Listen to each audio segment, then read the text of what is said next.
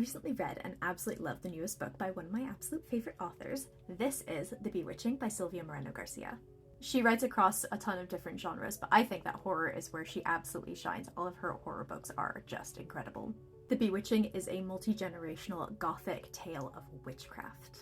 So in this book, we follow 3 different women through 3 different timelines. So the first is Alba, who's a young woman living on her family's farm in Mexico in 1908. Then we have Minerva, who's Alba's great-granddaughter, and she is a graduate student at a university just outside of Boston, and she is researching the life of a woman named Beatrice Tremblay, who's an obscure horror author who also happened to have attended that same college.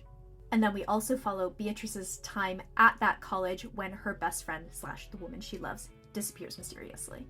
I sometimes find that books with multiple timelines and multiple points of view, one of those can usually drag a little bit. That was not the case in this book. I loved every single point of view in this book. They were all incredible and they were so different. I absolutely love the way that she incorporated Mexican folklore and their tales of witchcraft with these stories from the northeastern United States, which, as we know, is a very witchy place. The way that all of these stories and timelines converged and wrapped up in the end was just so incredibly brilliant. I thought this was absolutely fabulous. It's an incredibly ambitious book, and the fact that she did it in like 350 pages is just astounding. I cannot recommend this book more highly, but I would say go ahead and check those content warnings before you get started, because this one does delve into some pretty dark topics.